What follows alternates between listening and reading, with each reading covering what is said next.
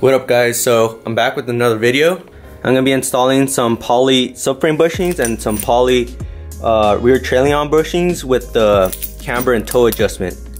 So if you check them out, they have an eccentric. So when you turn them, it adjusts your camber or toe. And then I got some stainless steel brake lines. This is a clutch line, and then these two are brake lines. So I'm gonna be doing that as well.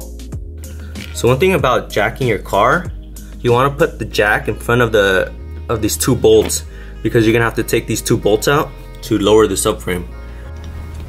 So next thing I'm gonna do is I'm gonna take out the exhaust. After the cat, there's two 13 millimeters. I mean 4 in total, 2 for each pipe. And then yeah, just take those off and we'll get the exhaust off. Alright, so the exhaust is off, and next I'm gonna be taking the diff out. Pretty much just 4 bolts that hold on the diff. So there's gonna be 4 up top, and then there's gonna be this diff mount bolt, and then just take the axles off. So for the axles, it's gonna be an 8 millimeter Allen.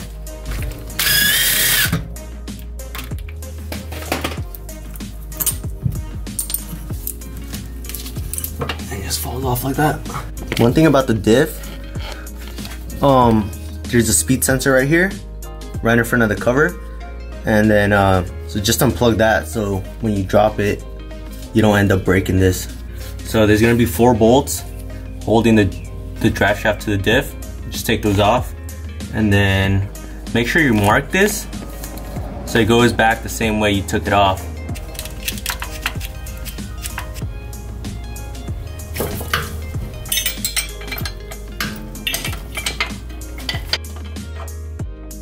Alright, so I just disconnected the drive shaft. So all you're gonna need is the 4 bolts up top, and then the one for the diff mount right there. And then this should start coming down.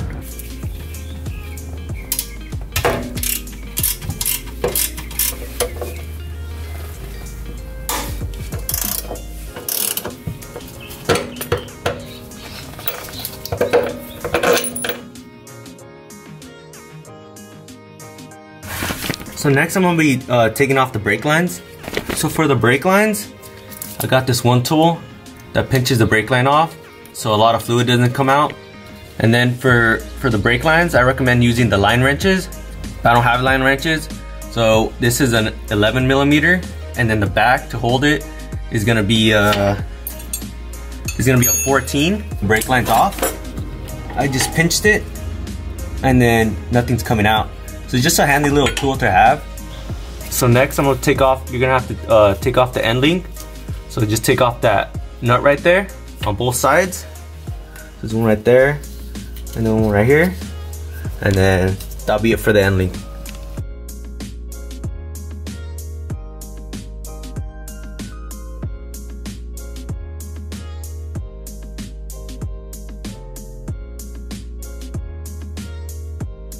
So next you want to take off the ABS sensor. I'm putting it right here, just so this holds it, but these little clips hold the actual wire on to the trailing arm, so make sure you take those off before lowering it. So another reason I'm dropping the subframe is because, so here's the e-brake cable for my car, and then since I'm 5-lug swapped, I have the E36 Ti rear trailing arms. And when I got them, the e-brake cable was seized in there. So this is the e-brake cable. So I ended up cutting it off and then not putting my e-brake cable right now. So this is mine. So I just had it zip tied to the trailing arm. But since I'm taking everything off, I'm gonna heat that up and then try to take that off so I can have an e-brake actually. So since I don't have the e-brake cable connected, I don't have to do this step. But for you guys that have the normal trailing arms for the E30, pretty much take off the rotor, and then the shoes for the e-brake cable are inside, and then take those apart so you can get that cable off, because that cable is gonna stay with the car. Alright, so after everything's disconnected and out of the way, last thing I'm gonna do is I'm gonna take that bolt off, or the bolts off for the rear shocks, and then the bolts off for the subframe bushings. So to get the rear shock off, you're gonna want to jack up the trailing arm just a little bit, because the spring is under a little bit of pressure. So when you take off the shock, the pressure of the spring is gonna want to make the trailing arm just fall to the ground. Get the rest of it just like that. Remember, there's a couple washers on there, so make sure you don't lose them. And then the rear shock is out, and then you can lower the rear trailing arm just like that. The spring comes out. Alright guys, so next I'm gonna take those two Allens out.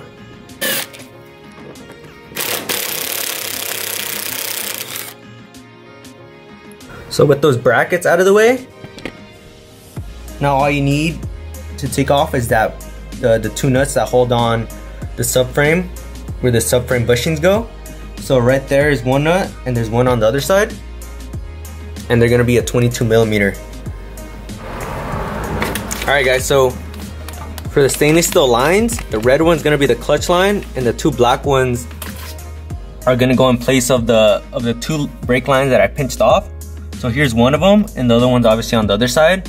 But yeah, it's gonna be way easier to install the stainless steel brake lines with the subframe out of the way. So what I ended up doing with the subframe bushing, because if you loosen the nut, you take off the nut, the subframe's still not gonna like just drop down.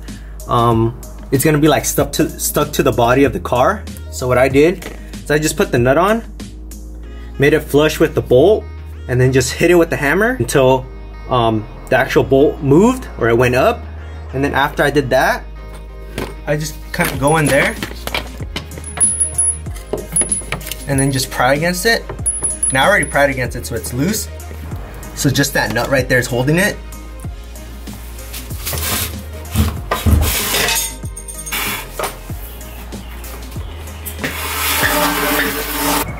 Alright, so there's the subframe. So next I'm gonna take the trailing arms out and then just start taking the bushings off. Alright, so now I'm at the shop. It's been a while since I've recorded, and I've done a lot since then. I've taken out the subframe bushings, I've welded on the brackets and all around, and I've taken the bushings off from this trailing arm. But I'm gonna show you guys how to take off the bushings, and this technique works with both subframe bushings and trailing arm bushing. Pretty much any bushing.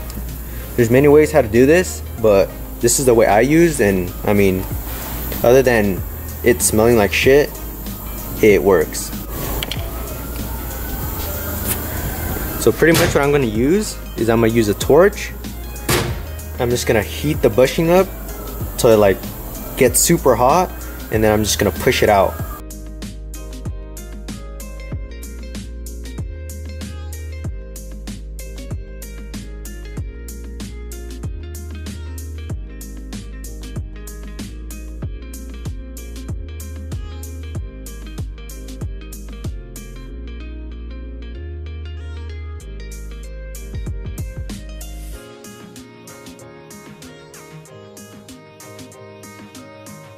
So I took both bushings out from that trailing arm, so I showed you guys how to do that. And while that's cooling down, just want to tell you guys that, so I didn't end up showing the subframe bushings, but I did the same thing. I just heated them up, and then once they got pretty hot, I hit them with the hammer, and then they started coming out. So that's how I got the subframe bushings out. So I welded on the brackets, and I just wanted to show you guys that this is like the big like diff bracket.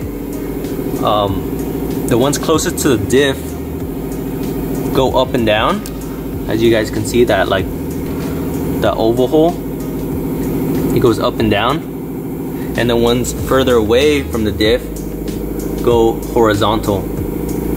So pretty much what I used to oval out that like hole was just some grinding stones from like different angles, just made it even with the bracket. So I did that to all of them. For this outside one, I think it's easier if you take out that bushing. If you take out the bushing and then grind it, it just makes it easier.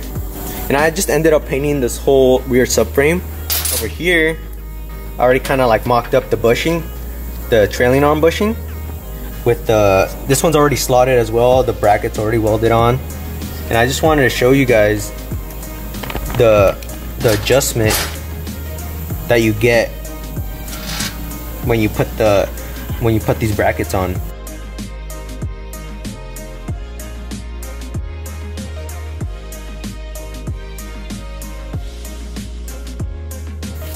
This ones are the horizontal ones from side to side, so it's gonna move side to side.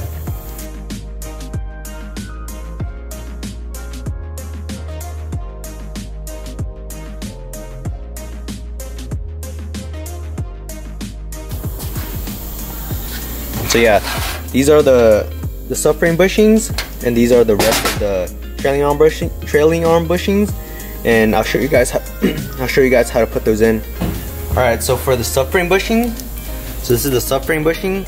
There's like a thicker part of the bushing and a thinner part. The thicker part goes up top, and then obviously the thinner part goes on the bottom. So what you want to do is pretty much lube the bushing. You don't need a lot, just enough, just a thin layer of grease is fine.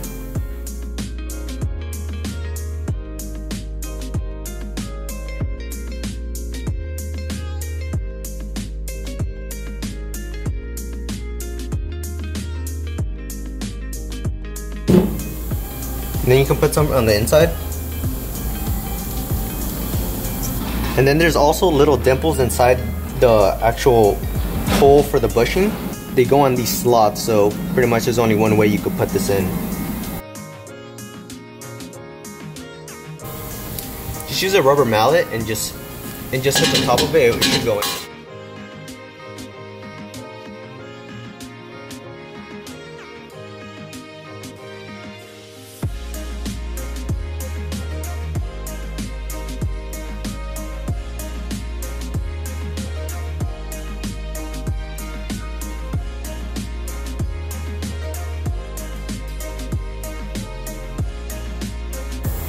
Alright, there it is, guys. One of the subframe bushings is in. Now to do this side real quick, and yeah, and then I'll show you guys how to do the trailing arms. But yeah, one thing I wanted to let you guys know is that after I took the bushing out and it cooled down and everything, I got a wire wheel and just wire wheeled the inside of this bore right here, just to take off the rest of the bushing, because there's gonna be some like little rubber still stuck on here.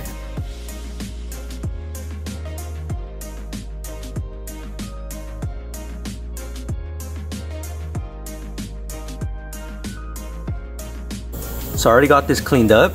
So all I used was a drill and like a wire wheel attachment. Just put some WD-40 in there and just start cleaning it out, and it should be set. The cleaner you get it, the easier it's gonna be to put the new bushings in. So get it pretty clean. I already cleaned this one out. I'm still waiting for this one to cool down, and then I'll do the same to this one.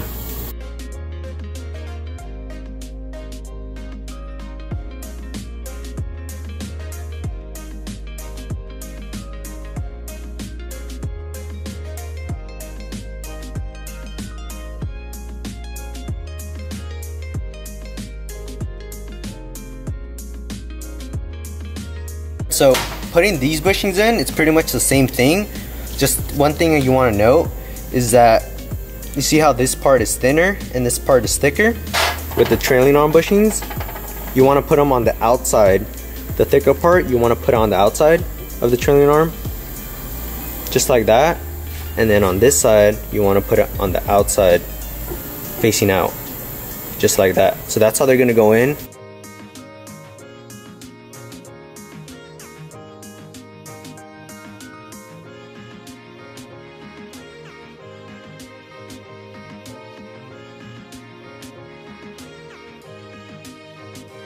So something else I want to let you guys know is that, okay, so I pretty much mocked this up, and then so the bolts through, the centrics are through, and the bolt sticks out like this far, and it's like right up next to the bushing.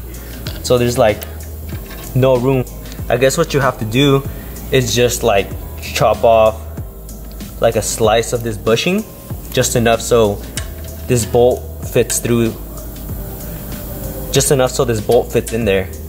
All right, so I cut the bushing, just enough room so I can put the nut on pretty easily, and also when I'm aligning it, I can get a wrench on there, just like that, to loosen this nut so I can adjust from this side. So everything's pretty much set up. Got the trailing arm bushings, got the brackets welded on, all the centrics in. Yeah, so that's pretty much how you install the bushing and stuff. So all I need to do is take it home and then just throw it in the car, bring it back, align it, and then we should be good. All right guys, so I'm back home.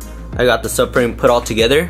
And one thing I want to tell you guys, one thing I'm doing is I'm putting all the centrics in the like neutral position, which is like around the center of that oval hole.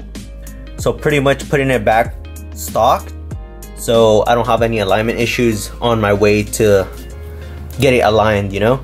So pretty much the center of this bracket, so I put like a line right here, so that marks the center of the centric, and pretty much it's gonna get aligned with the center of this bracket. Since these holes are horizontal, that's gonna be the center of the horizontal oval.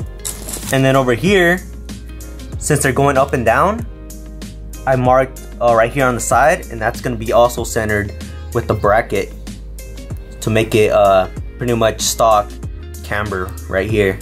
So I just put everything, I just centered everything, so when I put it back, it's pretty much stock alignment. Alright guys, so the E30 is all done. I didn't end up showing how to put everything back together because I assumed if you guys got this far into removing the subframe and all that, I'm pretty sure you guys can put everything back together. So yeah, there's no, I test drove it already, there's no weird noises or anything, everything's put back together. I bled the brakes, I ended up putting the stainless steel brake lines, I ended up putting the stainless steel clutch line, and I bled everything, and then all that's left is to align the thing. So that's gonna be on the next video, me aligning it. And but yeah, for this video, the E30 is pretty much done. So I just want to thank you guys for watching, and I mean, I'll catch you guys in the next one. All right, later.